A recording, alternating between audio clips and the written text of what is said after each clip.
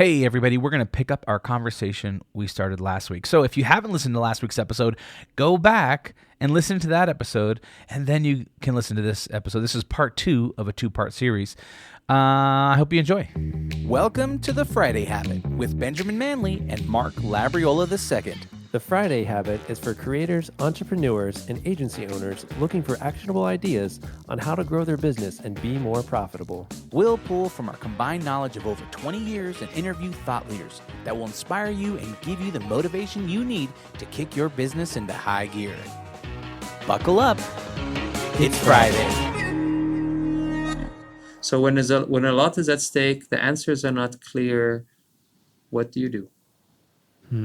So it's maybe you already said this, but I feel like it's like a board of directors or type thing where it's like, hey, I need a quick meeting, guys. I need to get some advice on this. And you imagine like, okay, what would this person say? Now for me, I don't know enough about these philosophers to be like, this person would totally say this.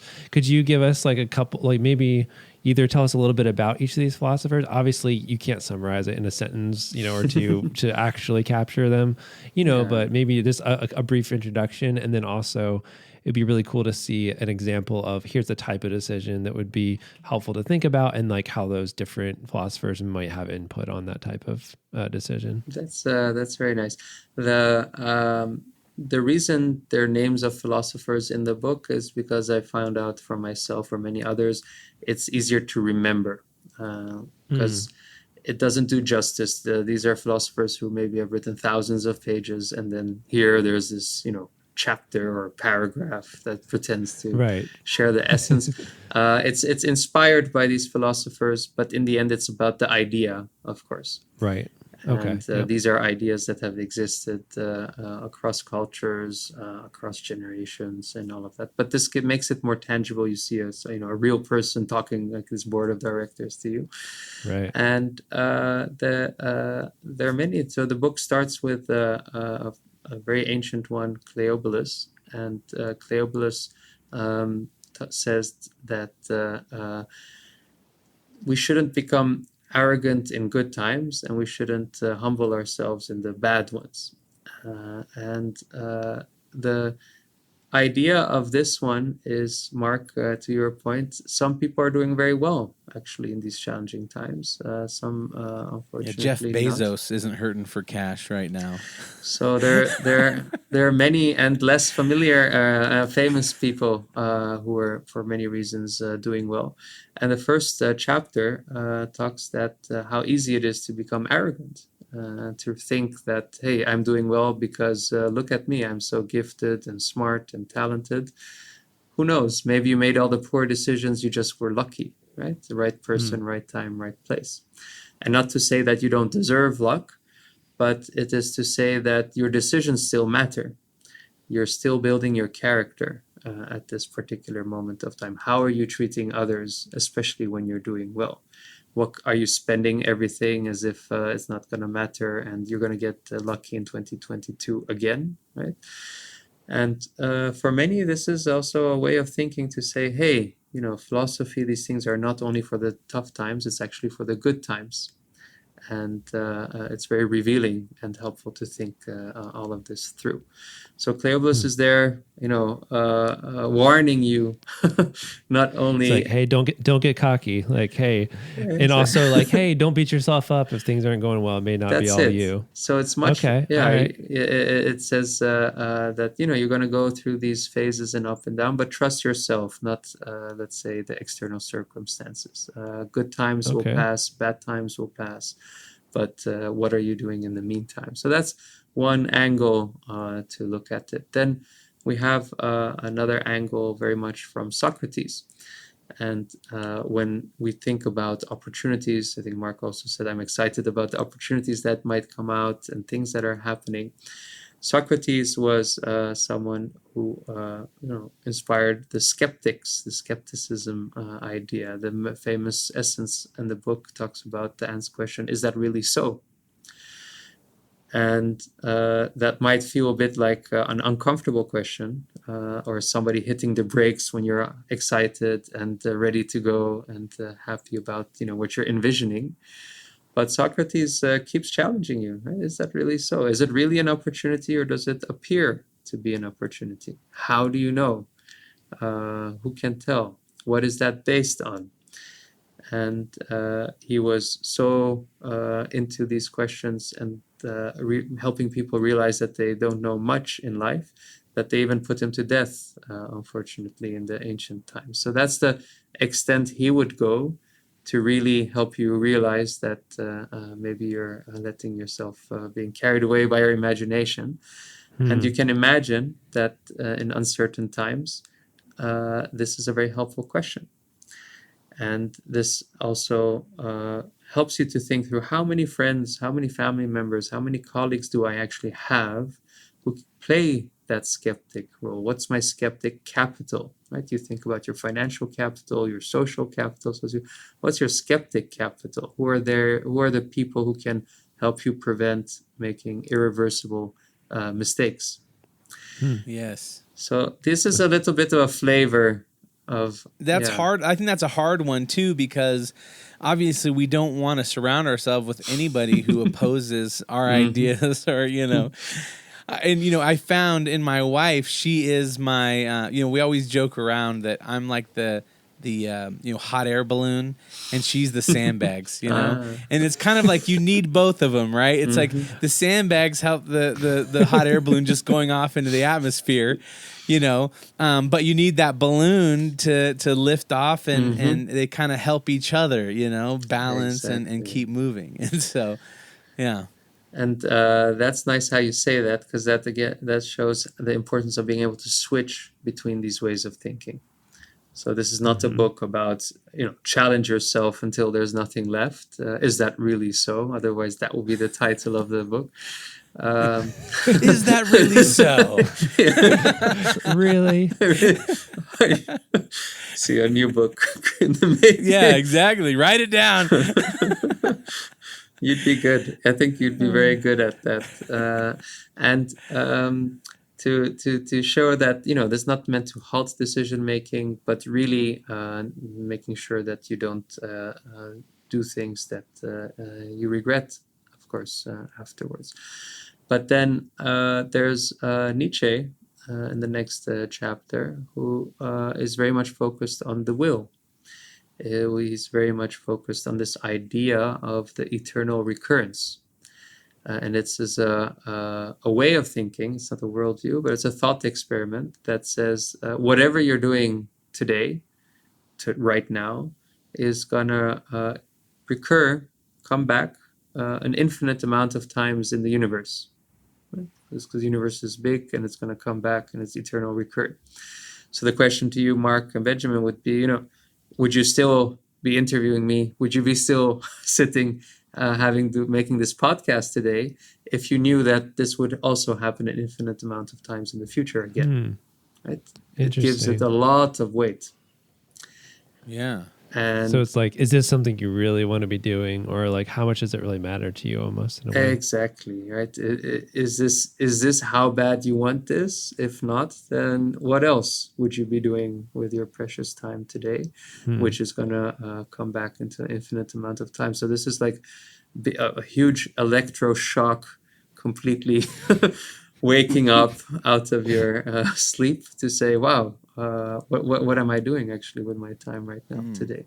When I think too, yeah, I mean, as a business owner and you're providing a service, a lot of times you work with clients that you don't like, or you do certain things that you don't enjoy because it produces money, and it's like, well, we need money, like, and if I had to think like, oh, okay, infinitely, I'm going to have to work with this terrible client for all of eternity, like, I would choose not to work with that client. Yeah. And so I think when you start putting that thought on certain things, that it helps you make decisions a little bit easier to be like, what? We'll figure it out. It clarifies things magnificently. And of course, that can be quite a manic state to be in 24 hours per day. Like whatever I'm doing, whatever sandwich I'm having right now is going to be the sandwich I'm going to have for infinite amount of times. But nevertheless, it helps to clarify, right? What do you want? And who cares almost about the consequences? Because if Socrates would say, is this really opportunity? Do you really want to do this? You could say, well, who cares, right? Yes, I want to do this, even if it's going to be a failure, right? I would still do this. Okay, then go for it. Yeah. And I always think about, the idea of, I grew up in a Christian home, and there was always this fear of like, am I making like the right decision? Like, is this God's perfect will for my life? And so then you're paralyzed because you don't want to make a decision that God, hasn't ordained or whatnot. But then as I grew and matured and started thinking about, if I view God as like this loving heavenly Father, and then now that I have children and I think about, I view them and how I want the best life for them and the decisions that they make, it would almost be like they would come to me and say, hey, should I do this or this? And I say, well, what makes you happy? And then it's like, or what do you enjoy the most? And then it's like, well, make that decision. It's like you can't make a wrong decision almost, It's just that idea of like, well, whatever decision you make is the right decision. And then, as you continue to move forward, maybe certain things will adjust and you'll take a different path, but you're continually like making that forward motion, and that there's not really a bad decision. There's just a decision to be made, and then everything else will unfold in front of you. Sound like a very kind and thoughtful father in many ways, and you're right. And this is about that. However, it's a way of thinking, and if you choose to think that way and to live that way, then at least you won't regret it because you've thought it through. The risk is that you realize this after the fact, after a decade or two, and then you say, hey, was it so important to focus on this product or not, right? Why did I even do that in that special, precious time that I did have? And the book goes on one by one from very different angles, because you can think about what you want or not. There's a way of thinking very much from Thales, brought in from thinking about patterns. I have to make a decision. I'm finding myself in this situation. Well, probably this is not the first time something like this is occurring. And has something like this happened in the past? Right? We have daily patterns, right? The earth goes round, and certain things happen every day. Certain things happen once a year, as we do. Certain things happen maybe once a century. Certain things happen a few times in your life. But are you even aware of the patterns of life? And are you very disconnected through that? Because if you do know patterns, of course, you're better able to predict what might come, and you're better able to anticipate, you're better able to make decisions, not even on a macro grand scale, but also on a private scale, like in the patterns in a human life. You're not young forever, maybe, or everyone who has been through maybe a heartbreak, somehow you managed, somehow you came out of it, somehow you're still alive, right? Even though you might have thought that could never happen. These are patterns, and they've been recurring for centuries, ages, millennia. So that is one angle of Thales. Again, but at the same time, you can think about a completely different way about things, and to say, well, a big risk of especially very intellectual people who like to spend a lot of time in their heads, as David Foster Wallace would also say, is that they get trapped in their minds, and they lose touch of what's really happening in front of them. Their senses, the facts, how life is actually unfolding in front of their eyes. And someone might think, it always gets a bit warm around this time of year, and miss the fire that's actually happening a few meters down there. Oh, it's just part of the pattern. You're like, well, open your eyes. There's actually, your house is on fire. Right? No, but last year around this time, I remember it got very hot as well, right? Like, it's fine. The weatherman said nothing. The weatherman said it's going to be an extra hot day today. So it's this getting stuck in our minds that is a huge risk, especially for certain types of people. And then you get the next chapter that says, well, pause that. let's check the facts. Let's get in touch with the real reality as much as that is possible. And personally, I very much enjoy the switching part. As I was writing, as I'm practicing, there's so much still I feel that I don't know. I can practice better. Some of these ways of thinking are much more in line with who I am, my personality. Certain ones I have to really push myself to do so. But to your point, Ben, when it comes to making big decisions, these are all the different angles you can look through and then say, okay, now I'm still deciding to invest in this product. Now I still decide to maybe close my company, right? So now I still decide to start a new career. Maybe I still decide to move out of the city, but it's not just on a whim. You need to develop like a PDF, like a journal PDF, right? It's like a decision making matrix that you could then, weigh it against these different, like ask yourself like what these philosophers would be asking during this, time. And then you could develop this whole, program that someone could go through to like make decisions. That's a good way to think about it. It's not maybe I should make it even, as you say, more concise. The book tries to do that a little bit with room for note taking and all the other things that are, in there.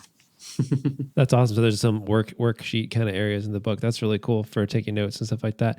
I find myself just as you're talking through this, I think I probably identify most naturally with Talus with like the pattern recognition. I think that's how my mind works. And I think that's partially why my team jokes about me being a robot. But I'm always looking for patterns and things and like, ooh, this has happened 2 or 3 times and this is a good thing. How can we keep that happening? Oh, this has happened twice and it's a bad thing. How can we stop doing this? And my whole business is run around patterns. It's like Tuesdays and Thursdays we build websites. Mondays and Wednesdays we have meetings. Every Friday we do a retrospective. So it's like I'm very like rhythm based. For me, it helps me. But I also find myself going on autopilot through life, kind of like exactly what you were saying, where you're like, oh, this is kind of like the thing that's happening. I kind of lose touch with like, oh, maybe this week we should do something different. It's like, no, this is what we always do. Let's just keep doing it.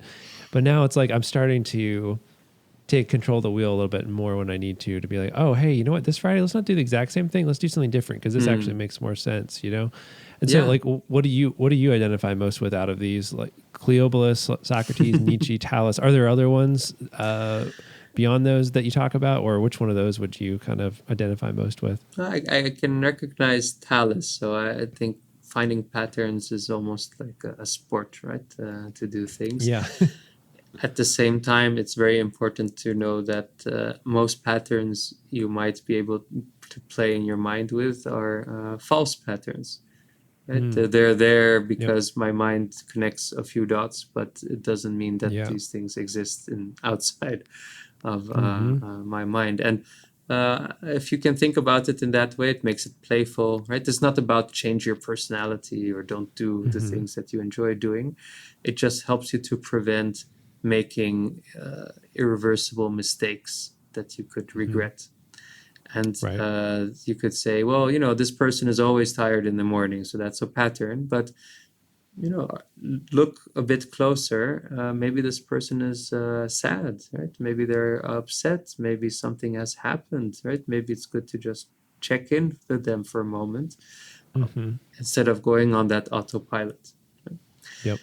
At the same time, someone who only is looking with their sentence can be very overwhelming, of course, right? And you don't know where to look. So then, of course, the patterns can come into play and help out. One philosopher that at least resonates a lot, I wouldn't say that it is a very natural way of thinking, but it is Hippocrates on they also call him the father of medicine. And there's a whole chapter around unintended harm.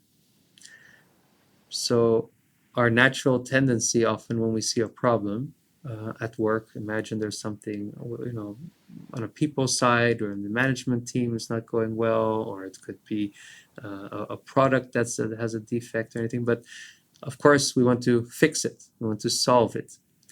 and maybe you're founder, you care about your company, your heart is in a good place, your intentions are pure, and there's here again a risk that you might get blinded by your own intentions.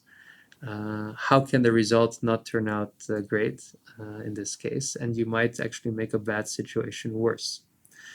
The idea here is first, do no harm. And sounds simple, but it's quite difficult. The implication could actually be that not intervening might be the best thing to do, because intervening could make a bad situation again worse. And leaving a bad situation and testing small things, or not going out with drastic new policies for everyone in your organization because you thought of this great idea that could be very helpful. And then a year later, you notice that that great idea created a lot of other problems that need new great ideas. And all of a sudden, you're getting into a very messy position. It's almost like we can become our own time travelers, in your mind. You can, see the outcomes ahead of yeah, time. exactly. It sounds like a Marvel superhero character, right? Like if you can harness the power of all this to project or see into the future, It's called the you can power stop. of wisdom. That's right. Yeah. What is wisdom? That's your catchphrase. Yeah, exactly. Well, hopefully, you can stop a lot of damage, literally, that you can make, especially if you're in an influential position in life, where other people's livelihoods are dependent on your decisions, your community, and others. And if you don't think things through, you might miss out on indeed second order effects. And if you look into history, horrible things that have happened on a societal level were effects that most people wouldn't have wanted to start off at the start anyway. Yeah, I actually really I find this one useful too, the idea of first do no harm. Because I think to me it's fun to change things too, where I'm like, hey, like there's a problem. Oh, cool, let's change everything. It's like, well, let's treat this more like, I'll throw it all out. Let's try something new. But it's like redesign from scratch. Right, which isn't always the right answer. I've experienced that working sometimes, and then sometimes you cause more problems than you solve. Just like you said, The realization here is that you never start from scratch, right? There's always an existing context. There's an existing history. People have memories. There are habits that have been formed. So it's not really just true. not that you're true. starting from scratch. Exactly. Yeah. And here you come and intervene in these established patterns, ways of thinking, these traditions, maybe things that have been solved for a long time, and so forth. And then starting from scratch, who knows what new issues and challenges and difficulties and all of that you're creating, even though on paper the process looks simplified, right? I feel like this is like Hippocrates, this approach of figuring out how do you do no harm makes you also kind of think the Socrates approach of the skeptic of is that really what we need to do kind of thing. I feel like those are somewhat connected, at least the way you're describing them. I'm like, that feels like it's going back to, you got to get into that skeptic mindset a little bit too of yourself of is this really the best approach that I should be taking? What are the repercussions and stuff? Yeah. Well, it's interesting too. I think about the idea of just being present and then also slowing down and thinking, and not always making knee-jerk reactions or gut reactions, but to, because I think about a lot of in my life, especially when I was younger, I made a lot of impulsive decisions, and or I would say things flippantly, and to me, it was no big deal. I just said that thing that one time or whatever. But then years later, someone would be like, oh, remember when you said that? And that really hurt my feelings. I was like, oh, to me it was just nothing, but to you it was actually like it meant something, and that goes on the positive way too. Like I've encouraged somebody and not thought anything of it, and then years later they're like, man, that really like put me on a different trajectory, and I really appreciate you said that. And I'm like, oh, I didn't think anything of it. So I think about too, as we're going into this new year, and thinking about, well, how can we develop ourselves, or how can we grow as individuals, and just be better human beings and business leaders. I think like a lot of this stuff is just relevant for us to sit down, and as we're planning for 2022 and making goals and making commitments, that we put some of this stuff kind of into writing, of making contracts with ourselves to say, hey, like I'm going to be more intentional. I'm going to look for patterns. I'm going to think about certain things in a different way, and slow down and be more present. And so I think this has just been really great conversation, and really I think beneficial and fruitful as we go into a new year. If you could kind of offer some maybe some ideas or motivation to our listeners about going into a new year, and maybe how to look at their business and look at things, like what would maybe some advice be that you would give to somebody as they're planning out their 2022? So it's always a big step to give someone I don't know unsolicited advice, but I can share how I'm thinking about it for myself, and the conversations I have with clients these days is the acknowledgement that 2022, however you look at it or think about it, highly likely it's going to be it's going to be messy in many ways. And the uncertainties that currently exist, who knows what new things will come out and all the like. And in a way, being okay with acknowledging that context. It is very exhausting to fight it, or to continuously wish whether, today I wish today was different, and so forth and so forth.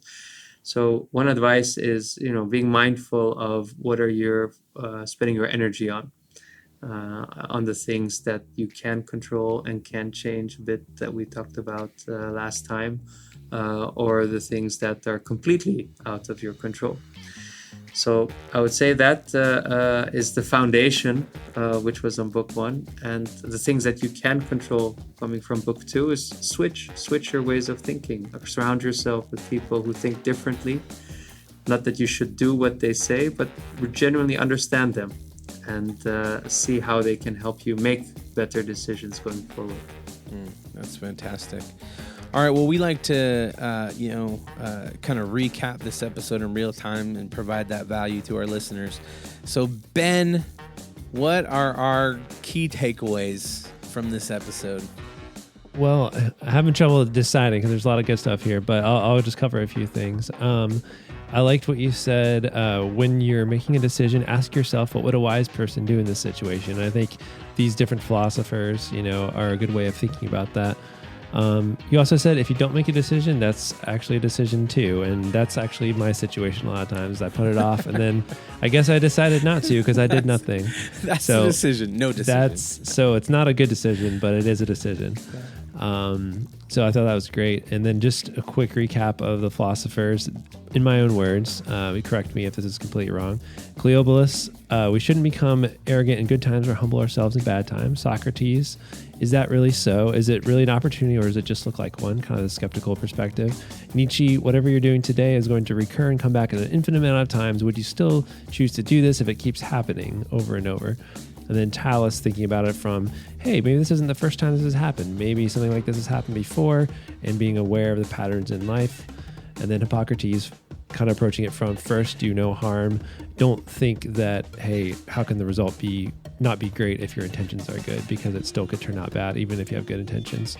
So those are my quick takeaways from the philosophers you mentioned. Impressive.